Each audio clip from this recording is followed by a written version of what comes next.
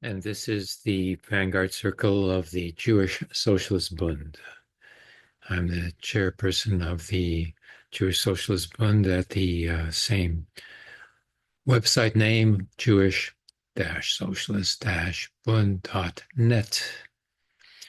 And the Jewish People's Liberation Manifesto of 1988 is there on the second page. Just add JPLO to the address after a slash, and you can get there directly. And we're going to continue now with the 25th session of the reading of Lars Fischer's study and book called The Socialist Response to Anti-Semitism in the German Imperial State. That is, during the time of the Second International, the Marxist International, and their position on the lack of position on anti-Semitism. So here we go. We're going to go read it and share it and comment it. And voila. I should mention as well that I happen to be Dr. Abraham Weisfeld, PhD in political science from the University of Quebec-Montréal, and Jewish Bundist since birth, raised by Sesha Goldscheider from the Warsaw Ghetto, whose brother, Meyer Goldscheider, was a partisan. Okay, here we go. If anti-Semitism only reproduced and aggravated the Jewish question, what was its likely or desirable solution? Big if there, wow. If one let, quote, the steady progress of modern development run its course, then this Ahasver, i.e. the Jewish nation, will finally die a gentle death. It is precisely such an euthanasia of Jewry into Germandom and other nationalities that should be the, quote, solution to the Jewish question. Oh, that's a solution. Yeah, to disappear. I get it. How am I supposed to do that? I mean, like, I'm not German, I'm not Anglo-Canadian, so I'm supposed to be that in order not to be subject to the Jewish question? Okay. As messenger, excuse me, saw it, it was beyond doubt, quote, that the infiltration of a national sphere by alien characteristics can cause harm. Alien, yes, that's me, an alien. This, quote, is borne out not least by the fact that a Jewish question exists. In whose mind? The much used term alien body is no mere phrase. Whether to reject, maintain, i.e., as a distinct entity, or absorb the alien body, absorb, how do you do that? Like in pieces or what? That is the question. And the answer can only be absorption. But this implies a substantial and grave burden of duties for both parties. Whoa, ho, ho. Sorry to make it so difficult for you. Oh. The magnitude of this challenge resulted not least from, quote, the Jew's lack of concreteness in his intellectual pursuits that is so conspicuous indeed, unquote. Lack of concreteness, that is that we're not allowed to work in the factories owned by Christians, and so we don't have the tools to be so concrete as you wish. And now Menzinger set in motion a whole barrage of stereotypes. Okay, here we go again. Well, we surely know from our own experience how inhibiting these differences are and how they stand between ourselves and a Jew. Oh, yeah, the same Jew, always the same one, like just the one, like they're all the same, and they're the same as this one Jew, if we can ever find it. Because that's an objectification, like a complete distortion of reality to create a image. His discursive intellect is less graphic, and eagerly runs to and fro. The acrobatic finesse of his thinking, the sophistry with which he will suddenly interpret what was said in an first instance in a manner that entirely confounds us, and yet cannot easily be denied, perhaps because it's undeniable. All this makes intercourse, even with the noblest Jew, difficult for us. Okay, so there's one noble Jew. I wonder where. Okay. Connected to this is a character trait of Jewry and the Jews that is particularly alienating for you or for us. As a shorthand, one might call it their formalistic inclination. Yeah. This is what the Marxists call Talmudic thinking, or yes, whenever you say something that differs, then you're a Talmudist and you don't have to answer the query. Okay, to continue. It says, the Jewish religion is mainly based on a reciprocal contact with God. How would he know? The strictest adherence to this contract determines the activities and aspirations of the Jew. The same Jew all the time, the same guy, like, I wonder why they're picking on him. In the same way, we know the Jew in other respects too, as somebody who will not budge and insists on his entitlement, e.g., regarding the pound of flesh, a fable. Entitlement. Is that another word for rights or human rights or something? I'm not sure what he's talking about. And on the letter of a promise, even when its spirit is being transgressed. None too surprisingly, this leaves little room for religiosity, for spiritual edification, as the Christians know so well, for an intimate reception of the ethical calling, for what the German circumscribes with the much used term Gemut, soul. Okay, so Jewish, or that Jew, that one Jew there, doesn't have a soul. Only Germans have a soul. Only English have a soul. Only Anglos have a soul. Messenger seemed determined to leave nothing out. Quote, the Aryan, and the Germanic individual in particular, he explained, had a, quote, strong positive, affirmative, and offensive disposition, while the Jew is characterized by a spirit of negation and an inclination to be defensive. Against anti-Semitism or what? Yes. Against what is it being defensive? Doesn't say. Okay. Needless to say, Jewish work lacks thoroughness. Oh. And this needed to be maintained, especially vis-a-vis the blindness of philo-Semitic rhetoric. Messenger summed up his findings as follows. Okay, yeah, so philo-Semitic rhetoric. Oh, it's only rhetoric, of course, yeah, agreed. But that bit of anti-Semitism there has to be maintained, even by the philo-Semitics rhetoric. Yes, Jewish work lacks thoroughness. I wonder why. Maybe because we're not allowed to work. Yeah, I think that's it. Yeah, Christian owners, didn't want to have any Jewish workers, because Jewish workers would organize a union. Okay, cool. We now know the Jew, the Jew, same guy again, from three interconnected sides.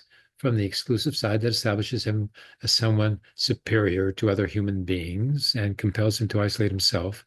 So isolation is supposed to be a sign of superiority. Or distinctness. It's distinctness. It doesn't mean isolation because he lives in the cities, together with everybody else. Okay, this Jew, like he couldn't be isolated, because he's known to everyone. So, like, to say that you're different means to claim that you're superior. Maybe that's the case amongst the Anglos. From the subjective side, in terms of the arbitrariness that lets him place statue before nature in his relationship to God and the world, and from the decomposing side, that in short removes him from the social sphere. I thought we were the ones who were boycotted. We're not boycotting society. Not as far as I know. I mean, like 55% of Jewish people live in the diaspora.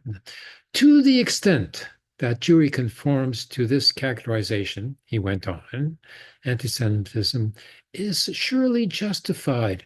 The only remaining question is to what extent? That's what the Jewish question is. Now I know. Okay, now, where the Jews are in fact assimilating, and anti-Semitism could only slow down or reverse this process, Anti-Semitism was obviously harmful and unjustified. But, quote, there are certain spheres, cultures, peoples, areas where anti-Semitism, is justified, unquote. Namely, those, quote, where the Jews are more Jewish than elsewhere. Oh, yeah, okay. Oh, you can't be too Jewish. You can only be a little Jewish and in the process of abandoning that little Jewishness. Oh, i.e., other characteristics and relationships have subordinated their Jewishness to a far lesser degree. Subordinated. Oh, yes. Okay. We're supposed to be subordinated. Now I understand. Okay. Before, like didn't talk about subordination, only talked about absorption. So absorption by subordination. Okay. Now it's clear. Under these circumstances, I find anti-Semitism not only entirely comprehensible, but also in the interest of the people and thus more or less justified. In the interest of the people, the working class, justified? Provided, that is, that it stays within the bounds of ethically appropriate defense, does not become an aggressor and criminal. There is actually one such country in our proximity, Russia.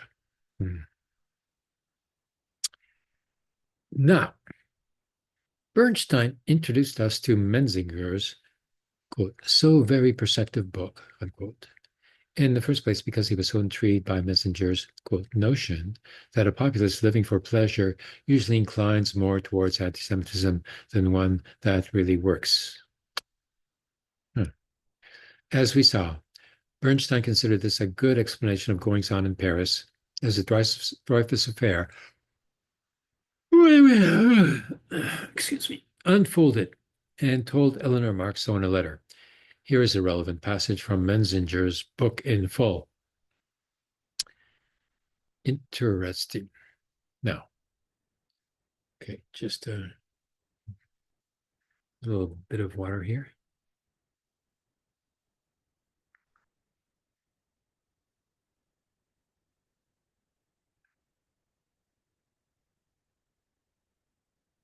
Ein bisschen Wasser shine. That's Yiddish. Okay, here we go. The quote from Menzinger's letter to Eleanor Marx. The less and the more monotonously people work, the more intense the national contrasts are, and arguably the political bustle is too. For a long time now, the Jews, now we exist. Okay, have been a people, yes, a people of work. They love work and not bankers. Oh, I thought we were all supposed to be bankers. Oh, okay, we work. They love work more than holidays and politicking. Oh, I wonder why we have Shabbos then. Little wonder that people of a different disposition are their enemies. Really. So we make enemies out of them. They're not making an enemy out of us. Oh, I see. I didn't know I was supposed to fight all these people. As long as national life finds a particularly large measure of its expression in so-called customs, in festivals and political rhetoric, it predisposes towards a barbaric perception of the rest of the world. Whoa, customs and festivals mean that we're barbarians. And nobody else has customs and festivals? Were one to let the German people indulge for a rather protracted period of time its pleasure in national costume and its proclivity for loud and opulent festivals, and for the much cited reflecting upon one's past, and the like, an attempt to kill the Jews would follow on the foot. Yes, prediction, prescient. Yes. Yeah. Yeah, the Oktoberfest festivals. That's what did it. In diligent London, hardly anyone gives anti-Semitism a second thought, really. Even though there was the expulsion of the Jewish people in 1290, yes, by King Edward, yes.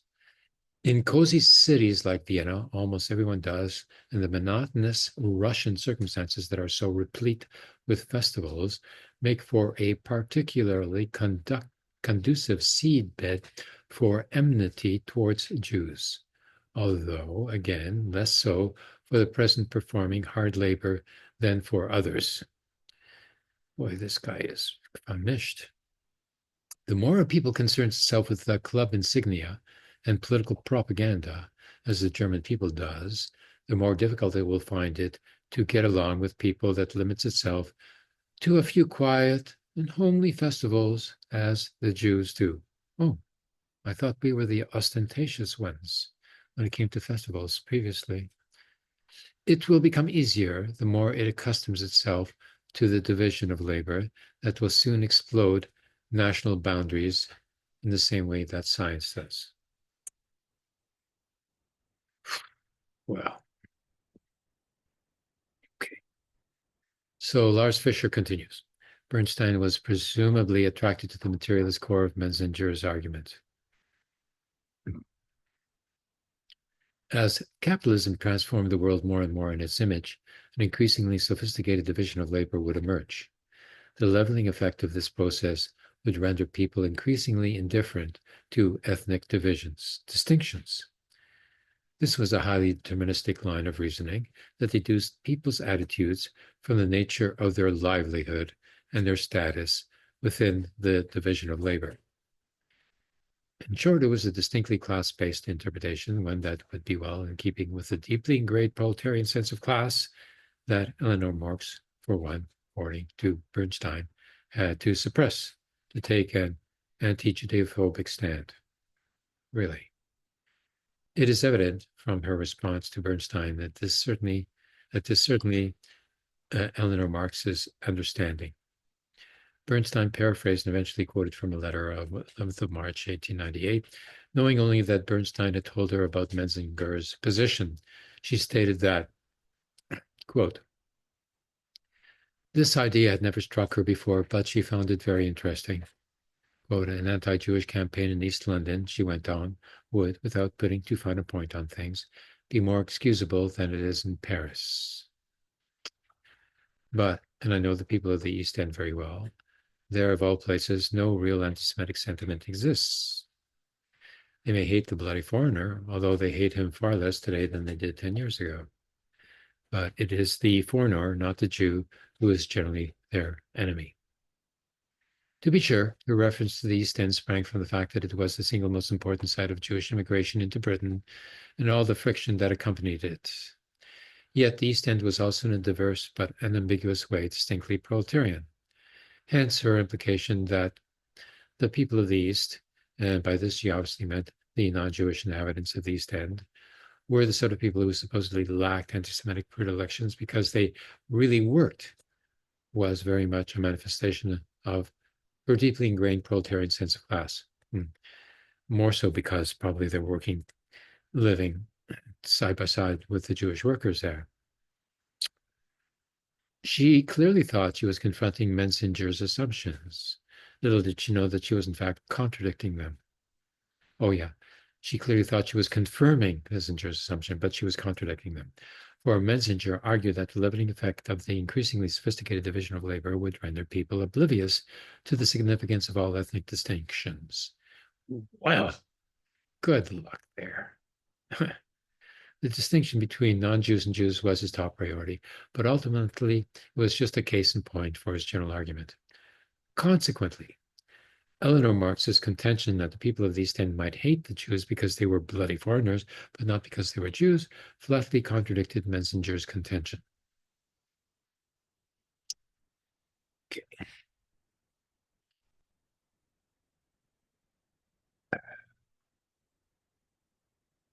Bernstein presumably thought that the leveling effect of the increasingly complex division of labor would ease class tensions too.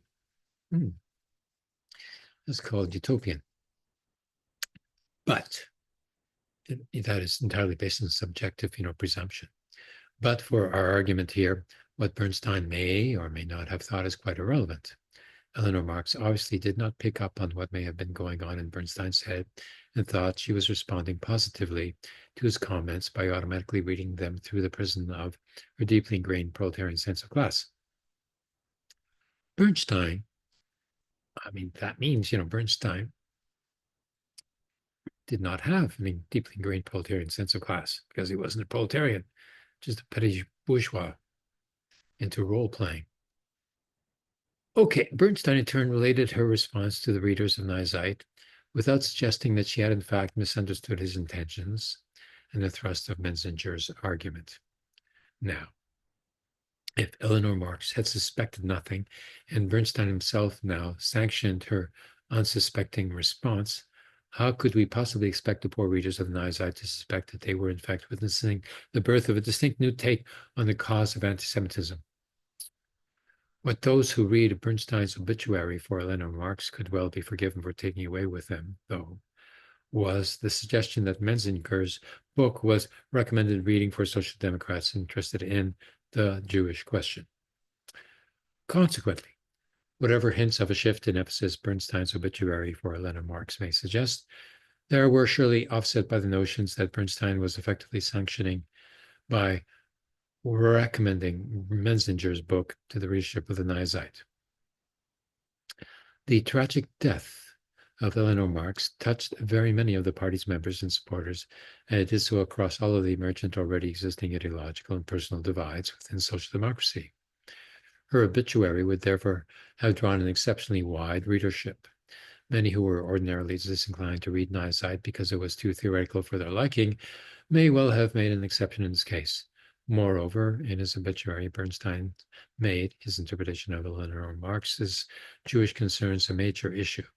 His implicit recommendation of Menzinger's book was therefore made to an unusually wide audience and as part of a discussion that explicitly dealt with Jewish issues. Consequently, its impact must have been inordinately greater than that of his meek affirmation of philo-Semitism, in inverted commas, made in a footnote attached to a theoretical text, dealing with an altogether different issue and its repetition a year later, proffered upon some prodding to an interviewer from Jewish Chronicle. Okay, we'll continue.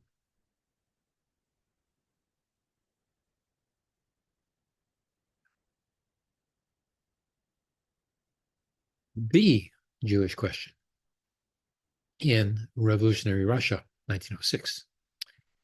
In March 1906, Bernstein published a discussion of revolutionary Russia in the revisionist flagship, the Sozialische Monatshefte. Yeah, it offers an increasing glimpse of his attitudes roughly halfway through his middle period. He was commenting on the deliberations among Russian socialists regarding the pending elections to the First Duma. Should the elections merely be boycotted, or should socialists actively seek to sabotage the elections and shame those who participated? Quote, especially parts of the Bund, unquote, had opted for the latter, which he considered the wrong decision. To Bernstein's mind, two essential features set the Russian Revolution apart from the revolutions of 1848 and 1849. Oh, yes, first of all, the reference to the Bund means that the Bund was a considerable force that had to be addressed and was the official opposition. Okay. And the socialists. Firstly, there was the relationship between the center and the periphery. The centers of sustained revolutionary activity had been mainly at the Western periphery, and neither Moscow nor Petersburg had functioned as a Russian Paris. Yeah, well, yeah, 1905, was a revolution nonetheless. And 1917 certainly was. Without firm control of these two centers, any hope of defeating the Tsarist regime for good was illusionary. The second distinguishing feature Bernstein then immediately introduced as a problem. The second problem was the Jewish question. Oh, really? This was no unreasonable suggestion. The Jewish experience in 1848 had been more ambiguous than Bernstein would presumably have cared to admit.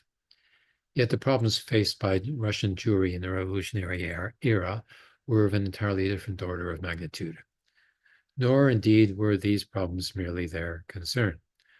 The revolution was accompanied by an appalling wave of pogroms and anti-Semitism, emerged more forcefully than ever as part and parcel of the counter-revolutionary rallying cry, both from above and below. Moreover, as Shmuel Galia has recently pointed out, The first Duma's deliberations on the Jewish question would in fact play a crucial role in precipitating its dissolution. Yet none of this was what concerned Bernstein. His worry sprang from the participation of Jews in the revolution. In numerous localities, Jews not only belonged to the proletariat, but were the proletariat. Moreover, they were doubly discriminated both as proletarians and as Jews. Little wonder that Jews played such an active role in the revolutionary movement. Within a relatively short time, the Bund had managed to acquire membership far exceeding that of all other socialist organizations in Russia, and one had to acknowledge that it was by far the most effective revolutionary force. Wow! It is statements like this that have generally been taken as evidence for the fundamental shift in Bernstein's outlook and emphasis, and they are indeed noteworthy as far as they go. Let us not forget, though, that this article was primarily a critique of the specific policies suggested by the Bund. Of course. Yes, must. Yes, this must destroy the Bund, the Bund, the Bund, the Bund, the Bund, the Bund.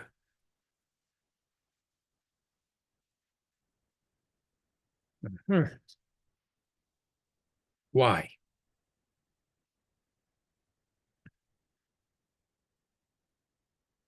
Within a, yes, by far the most effective revolutionary force. It is statements like this that have generally been taken as evidence for the fundamental shift in Bernstein's outlook and emphasis, and they are indeed noteworthy as far as they go. Okay, let us not forget, though, that this article was primarily a critique of the specific policies suggested by the Bund. Bernstein's acknowledgement of the Bund's merits was designed to pave the way for a significant but. Yet even his praise for the Bund was ultimately of a defensive nature. Quote, the Russian Jew, oh, that guy again, unquote, had no ambitions to take charge of any particular territory. He merely wanted, quote, the right to be equally at home throughout the empire. Integration, unquote. Bernstein claimed. Hence, mobility was his foremost political aspiration, and where he achieved it, he tended to become a Russifying factor.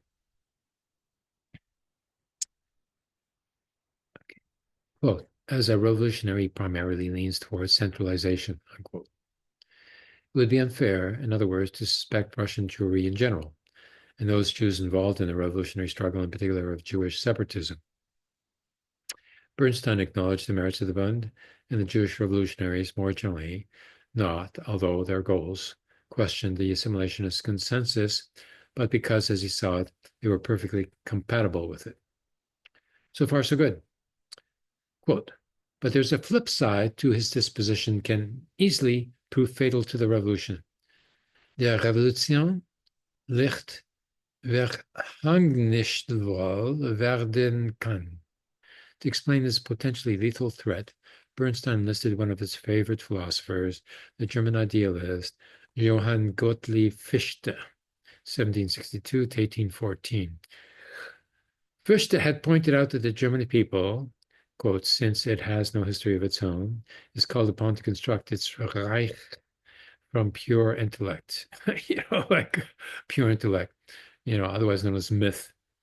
Now, quote, the Russian Jew, quote, had even less of a history of his own than the German in Fichte's day, was therefore all the more compelled to develop his politics relying purely on his intellect.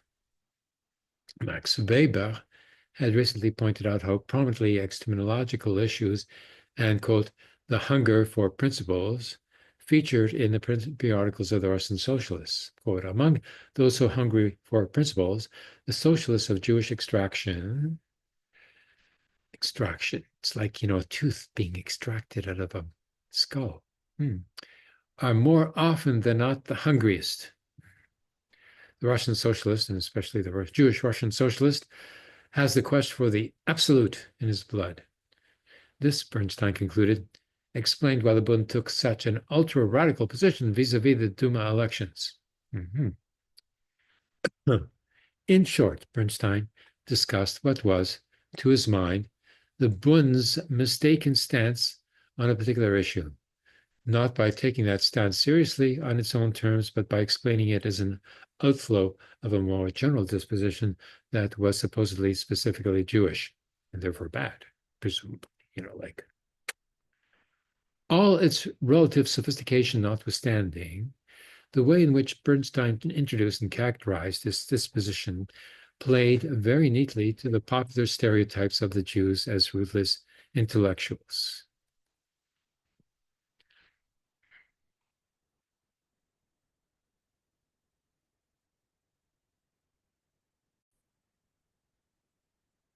Okay, let's continue on for a while. And here we go.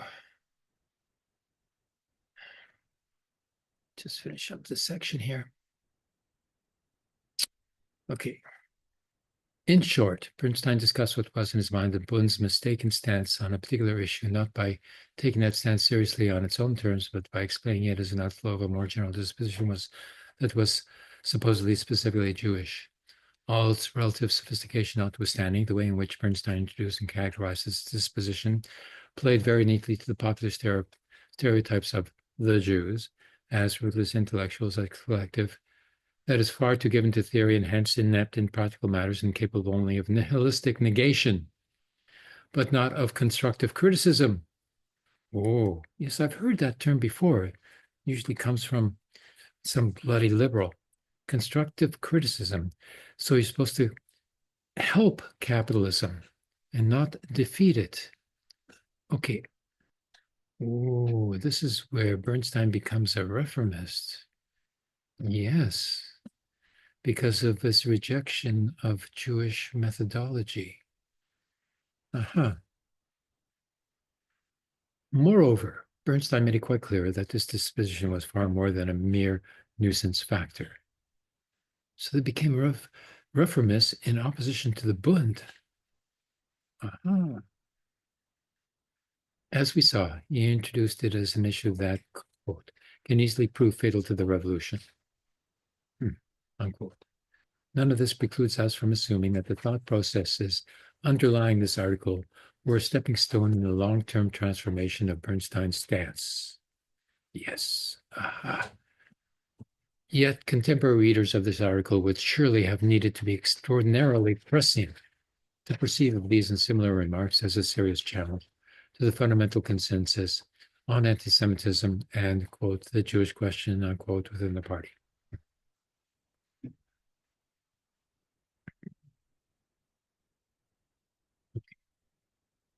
In the second volume of his History of the Labor Movement in Berlin, published in 1907, Bernstein discussed the social democratic response to the initial upsurge in political anti-Semitism in the early 1880s. This discussion allows us to examine to what extent, if any, his gradual shift in emphasis had led him to reassess his own earlier position. Social democratic anti-Semitism in Berlin took off in earnest with a workers' assembly on the 11th of January, 1881. As Bernstein reported, the lead speaker at this rally harshly characterized the dissimulation inherent in the anti-Semitic propaganda. Nobody was suggesting that the Social Democrats should whitewash Beschogenen, the Jews' faults, he had clarified. They should feel compelled, though, to oppose a form of propaganda that was reactionary and medieval in character. So other forms of anti-Semitism are okay, but not the reactionary and medieval ones. Oh, okay. How to distinguish between the two, though? Problem. Okay, Bernstein added that virtually all the following speakers argued in the same vein. Wonderful. They're all anti-Semites. Thus far, Bernstein's remarks had merely been descriptive, of course. Yet the anti-Judeophobic response he was describing clearly still struck him as an unmitigated success story when writing his account more than 25 years later. This particular assembly had been a, quote, great success, he went on. It had been an unmistakable manifestation of social democratic orientation. And another self-defeating orientation. As such, it had been, quote, echoed most enthusiastically and served as an example for social democrats across the country. In Berlin itself, the social democrats had kept up their opposition to the anti-Semitic movement. Repeatedly, they attended and then took control of assemblies initially convened by the anti-Semites. Oh, interesting. On the 6th of September, 1881, for instance, they heckled an anti-Semites declaring his candidacy for the Reichstag. Quote, when the anti-Semitic chieftain indulged in a number of denunciatory attacks on social democracy, there was so much pandemonium, unquote, that the anti-Semitic speaker decided to cut his losses and abort his speech voluntarily. Note the clear emphasis Bernstein's report places on the fact that the social democratic anti-Judeophobia took issue with the anti-Semites, anti-socialism, rather than their stance regarding the Jews. Aha. So they were opposed to the anti-Semites because they were against the Social Democrats. As late as 1907, Bernstein was perfectly happy to relate all this in an utterly uncritical fashion. Okay, that's it. That's enough for today. No more bullshit.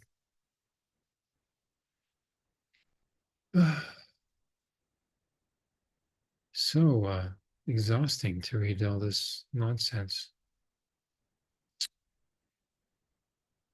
The better to destroy it, though. Okay. That was part 25.